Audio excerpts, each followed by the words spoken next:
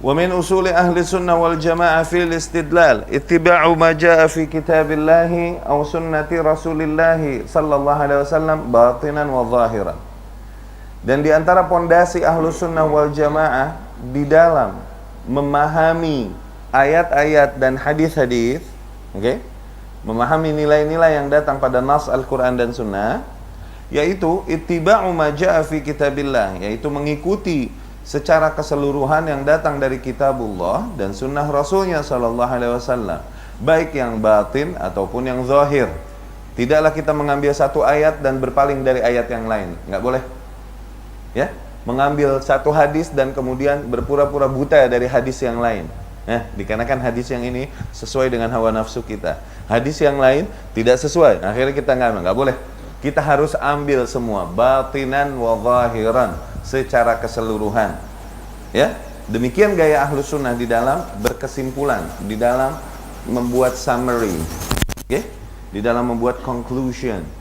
Kumpulkan dulu ayat-ayat yang satu tema, jangan satu ayat kemudian kita berkeras mengikuti. Ntar dulu, kumpulkan dulu satu ayat-ayat yang setema, yang tajuknya sama, hadis-hadis yang tajuknya sama, kumpulkan dulu semua, baru tarik conclusion. Demikian yang tepat.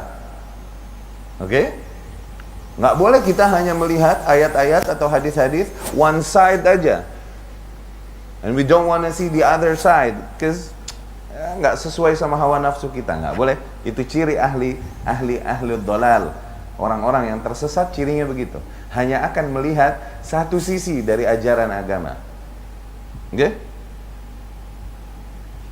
Sehingga kita selalu proporsional di dalam melihat dan menilai agama. For example, contoh, orang-orang yang menyerukan kepada persatuan, sering dengar, ayo Islam bersatu, Muslim bersatu, suka dengar? Persatuan bagus, benar, diperintahkan oleh Islam, betul, persatuan harus. Inna hadhihi ummatukum ummah wahidah wa ana rabbukum fa'budun, kata Allah. Sesungguhnya ini adalah umat kalian, umat yang satu, dan aku adalah Rabb kalian, maka sembahlah aku. Persatuan adalah sesuatu yang mulia. Akhirnya digunakanlah ayat-ayat untuk menyerukan manusia kepada persatuan. Tapi apakah maknanya persatuan adalah mempersatukan hak dan batil?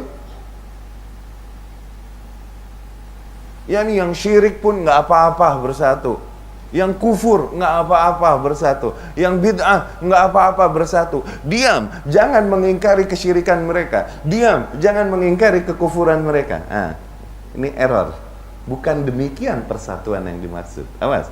Ada sisi lain, ya, persatuan diperintahkan, tapi ada perintah untuk memecah antara hak dan batil, nggak boleh disatukan. Allah berfirman, wala talbisul haqqa bil batil fataktumul haqqa. Jangan kau campur adukan, jangan kau mix antara hak dan batil. Jadi tidak dengan nama persatuan kita diam dari kebatilan, dari kesyirikan, dari kekufuran, dari kemungkaran, dari kebid'ahan. Nggak boleh, bukan demikian. Fahim? Dengan demikian kita memahami nilai-nilai Islam proporsional. Kenapa? Kita kumpulkan dulu ayat-ayat yang ada, baru tarik conclusion. Nggak boleh lihat hanya one side, kemudian kita conclusion. Nggak boleh. Akhirnya jadi keliru. Kesimpulan kita, summary kita keliru. Wrong, false. Rasulullah sallallahu alaihi wasallam dituduh memecah belah umatnya. Dituduh memecah belah umatnya. Para kaum musyrikin capek. Capek apa dah? Penat menghadapi Rasul sallallahu alaihi wasallam. Penat. Semakin ditekan Rasul dan para sahabatnya, pengikutnya, jumlah pengikutnya semakin banyak, bukan semakin berkurang. Itu dakwah yang hak. Itu dakwah yang hak. Semakin ditekan, semakin didiskreditkan, tapi justru semakin banyak manusia yang mengikutinya. Itu dakwah yang hak. Maka jangan kita bersedih hati melihat manusia yang menghina ahlus sunnah, melarang dakwah sunnah. Jangan kau bersedih hati. Demikian gaya Allah dalam menjalankan alam semesta. Justru semakin ditekan, semakin booming, easy, santai, sudah. Serahkan semuanya pada Allah Subhanahu wa ta'ala. Nah, kaum musyrikin ini penat melihat dakwah Rasul sallallahu alaihi wasallam. Akhirnya mereka komplain kepada Rasulullah sallallahu alaihi wasallam. Ya Muhammad, wahai Muhammad sallallahu alaihi wasallam. Saffahta ahlamana. Kau memporak-porandakan angan-angan kita. Ya? You broke our dreams. Farraqta bainal aba wal abna. You separate between fathers and childs. Bainal akh wal ikhwan. Kau memisahkan antara saudara dengan saudara-saudaranya. Farraqta bainal mar'i wa qabilatih. Kau memisahkan antara seseorang dengan kabilahnya. Tuh. Rasul dituduh memecah belah. Karena apa? Karena memang hak dan batil, tauhid dan syirik tidak boleh disatukan. Awas. Dari situ Umar bin Khattab dijuluki apa? Julukan Umar apa? Faruq. Artinya apa Faruq? The separator. Yang memisahkan. Memisahkan hak dan batil. Betul, jargon persatuan bagus, tapi bukan maknanya diam dari kemungkaran. Bukan maknanya demi persatuan kita diam dari kesyirikan. Tidak. Persatuan yang diperintahkan Islam adalah persatuan di atas hak, di atas kitabullah, sunnah Rasul sallallahu alaihi wasallam. Itu persatuan. Dari situ Allah berfirman, wa'tasimu bihablillahi jami'an wa la tafarraqu. Berpegang teguhlah kalian semua kepada tali Allah dan janganlah kalian berpecah belah. Tuh. Bukan berarti menyatukan antara orang yang berpegang dengan tali Allah dan yang tidak berpegang disatukan. Bukan. Jangan berpecah belah dari tali Allah. Yani dari kitabullah dan sunnah Rasul sallallahu alaihi wasallam. Semoga sampel ini yang Anda berikan dapat difahami dengan baik atas maksud. Oke? Apa yang dimaksud dengan mengambil Al-Quran secara zahir dan batin, mengambil sunnah secara zahir dan batin. Ambil keseluruhannya. Jangan ambil one side, jangan ambil satu sisi. Ya? Kitabillah wa sunnah Rasulih sallallahu alaihi wasallam batinan wa zahiran. Wattiba'u ma kana alaihi sahabah minal muhajirin wal ansar umuman. واتباع الخلفاء الراشدين خصوصا حيث أوصى النبي صلى الله عليه وسلم بذلك في قوله عليكم بسنتي وسنة الخلفاء الراشدين المهديين من بعدي. Ya, dan kemudian setelah mengikuti kitabullah dan sunnah Rasul sallallahu alaihi wasallam, kita mengikuti metode berislam ala sahabat radhiyallahu anhum. Kita berakidah sebagaimana berakidahnya para sahabat. Kita beribadah sebagaimana beribadahnya para sahabat. Secara umum muhajirin dan ansar. Secara khususnya khulafa ar-rasyidin radhiyallahu anhum. Dikarenakan Rasulullah sallallahu alaihi wasallam perintahkan demikian. Alaikum bisunnati wa sunnah al-khulafa ar-rasyidin al-mahdiyyin min ba'di. Kalian harus berpegang teguh kepada sunnahku dan sunnah para khulafa'ur rasyidin yang senantiasa mendapatkan petunjuk sepeninggalku. Nah, ya, ini yang membuat ahlus sunnah beda dari yang lain. Yaitu apa? Memahami nilai-nilai yang datang dari kitabullah atau dari hadis-hadis Rasul sallallahu alaihi wasallam tidak liar, tidak. Kita hanya memahaminya dan mempraktikannya sesuai dengan pemahaman dan praktik yang datang dari sahabat radhiyallahu anhum. Kita lihat, apakah dulu sahabat mempraktikannya demikian? Memahaminya as you see it, as you understand it. Ini yang membedakan ahlus sunnah dengan kelompok-kelompok lain yang menyimpang. Ikhwani rahimakumullah, perpecahan memang berat, di dalam hati berat. Tapi hak, kalaupun hati kita berat menerimanya, kita wajib menerimanya. Di antara kenyataan pahit yang Allah Subhanahu wa taala kabarkan melalui Rasulnya sallallahu alaihi wasallam dan akan terjadi pada umat ini, di mana Rasul sallallahu alaihi wasallam menyampaikan iftaraqatil yahud ala wahidah wa sab'ina firqah. Kaum Yahudi terdahulu terpecah menjadi 71 golongan. 1 di surga, 70 di neraka. Dari 71, 1 yang di surga, 70 di neraka. Waftaraqatin nasara, demikian pula kaum Nasrani terpecah menjadi thintain wa sab'in, 72 golongan. 1 di surga, 71 di neraka. Dan kemudian Rasul berkata sallallahu alaihi wasallam, ini yang berat hati kita menerimanya. Walladzi nafsu Muhammadin biyadihi, demi zat yang jiwa Muhammad berada di tangannya, yakni demi Allah, sataftarik hadhil ummah, umat ini, umat Islam akan pecah menjadi 73 kelompok. 72 finnar, 72 di neraka, wahidah fil jannah, cuman 1 yang di surga. Berat hati kita menerimanya. Berat. Nggak bisa kita pura-pura buta dari hal ini. Sudahlah, nggak usah berpecah belah. Loh, ini akan berpecah belah, betul sebagaimana Rasul kabarkan.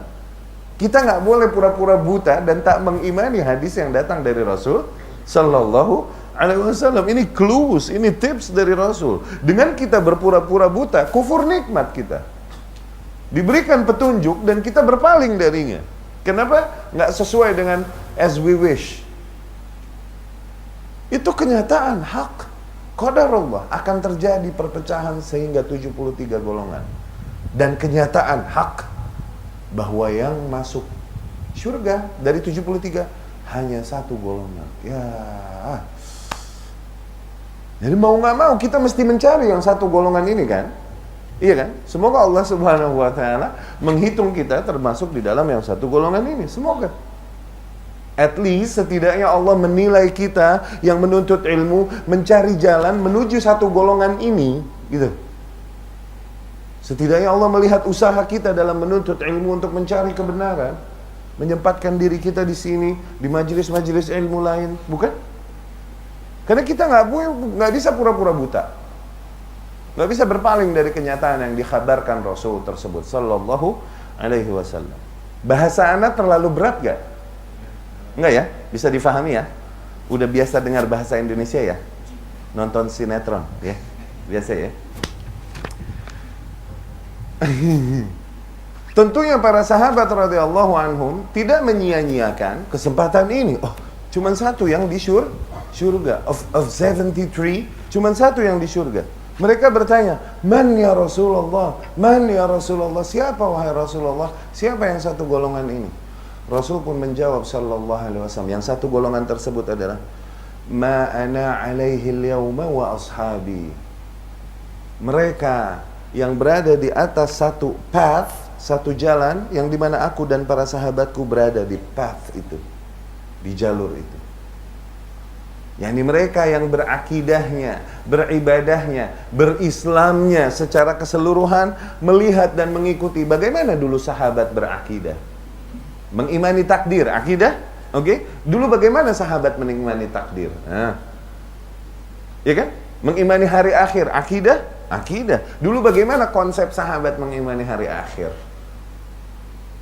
Demikian, berislamnya mengikuti Islam ala sahabat radhiyallahu anhum. Ternyata ini pun banyak disampaikan oleh Allah Subhanahu wa taala di dalam banyak ayat Al-Qur'an. Diperintahkan kita mengikuti jalannya para sahabat radhiyallahu anhum, mengikuti their method, their concept. Ya, di dalam mempraktekkan keislaman.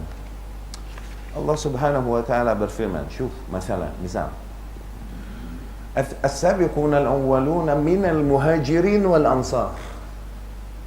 Para kaum muslimin terdahulu, baik dari golongan muhajirin dan ansar. Siapa itu? Muhajirin ansar siapa? Kalau nggak muhajirin ansar, sahabat ini cuma 2 jenis. As-sabiquna al-awwalun minal muhajirin wal ansar. walladzina taba'uhum biihsan, dan orang-orang yang mengikuti mereka, mengikuti muhajirin dan ansar dengan baik. Tuh, mengikuti cara mereka di dalam beragama, akidahnya, ibadahnya, fikihnya, gitu. Kenapa orang-orang itu? Radhiyallahu anhum, itulah orang-orang yang Allah ridhoi. Waradu anh, dan itulah hakikatnya mereka orang-orang yang betul-betul meridhoi Allah Subhanahu wa ta'ala.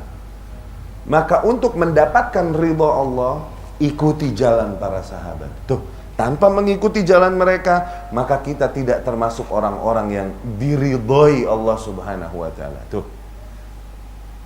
Ya?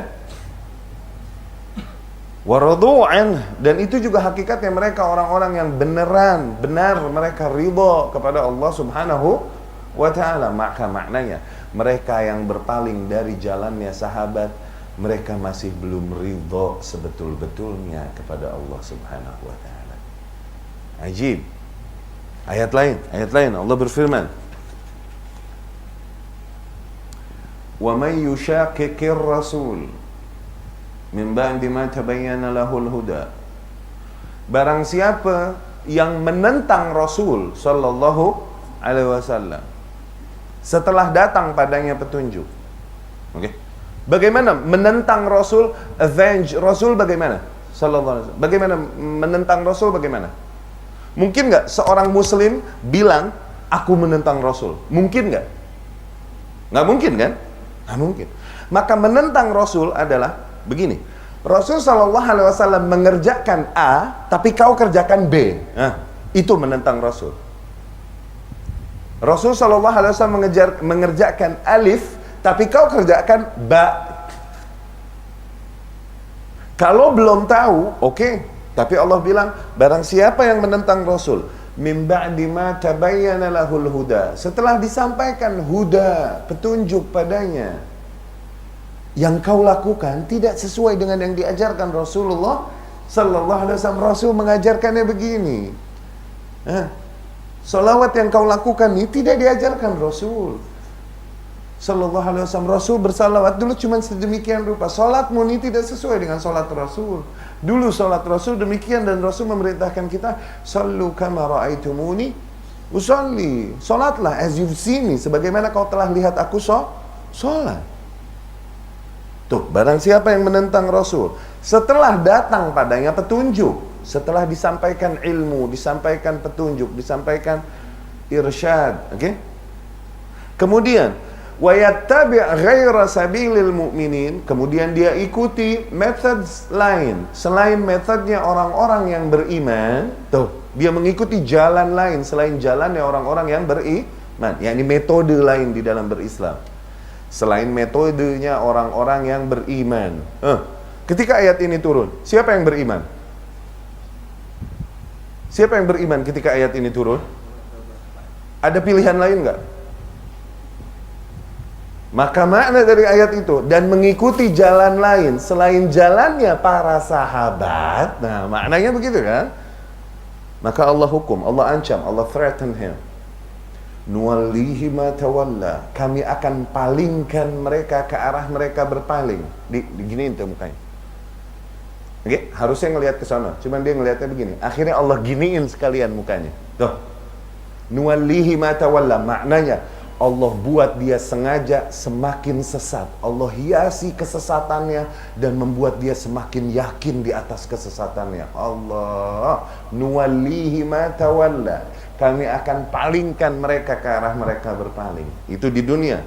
Di neraka, nuslihi jahannam, kami akan roasting mereka di neraka. Asla yasli, yakni roasting. Al-kharuf al-masliyah, yakni roasted goat. Nuslihi jahannam, kami akan roast mereka, kami panggang mereka di jahannam. Wasa'a masira, dan itu seburuk-buruknya tempat kembali. Maka of all, dari 73 kelompok yang membedakan ahlus sunnah yang satu dengan 72 yang lain adalah semua kelompok akan bilang, kami Quran hadis, iya tak? Semua akan bilang gitu tak? Iya kan?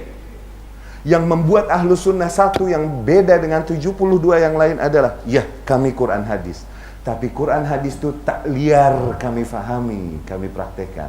Kami hanya memahami dan mempraktekannya sebagaimana dulu sahabat memahami dan mempraktekannya. Tuh, itu the main point what made us so different dari yang lain.